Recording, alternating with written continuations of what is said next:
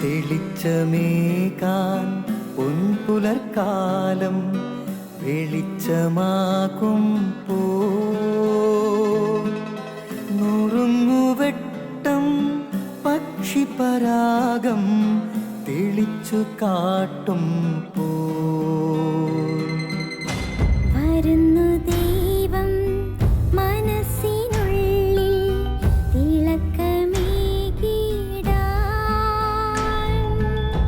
തരുന്നു ധ്യാന പ്രകാശമാർക്കും വിളക്ക് വയ്ക്കുമ്പോൾ നുറുങ്ങുവെട്ടം ഇറങ്ങിടട്ടെ ഹൃദന്തമെല്ലാം യുഗപ്രകാശത്താൽ മറഞ്ഞിടട്ടെ മാനാന്ധകാരം യുഗപ്രസാദത്താൽ നുറുങ്ങുവെട്ടം.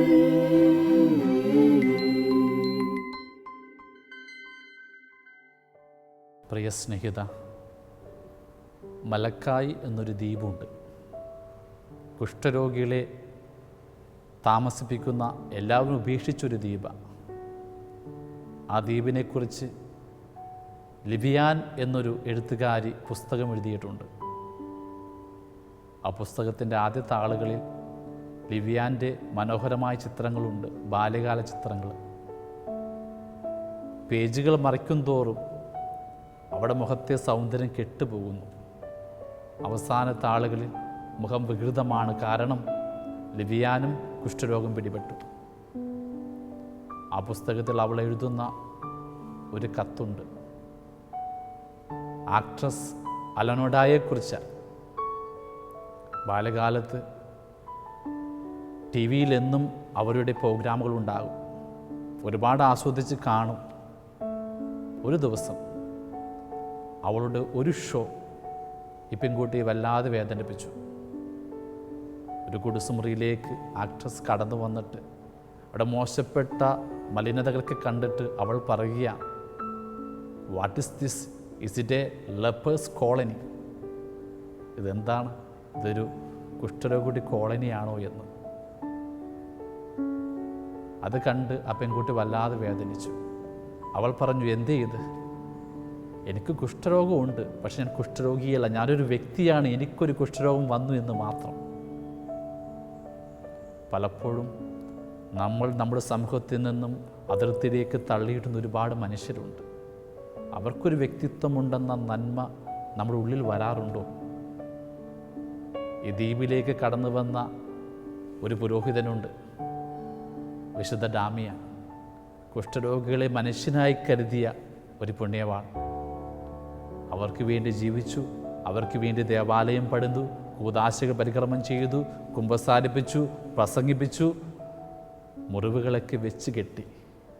ഒരു ദിവസം ഇദ്ദേഹത്തിൻ്റെ കാലിലേക്ക് ചൂടുവെള്ളം വീണപ്പോൾ ആ വേദന അയാൾക്ക് തോന്നിയില്ല, കാരണം അയാൾക്കും കുഷ്ഠരോഗം വന്നു.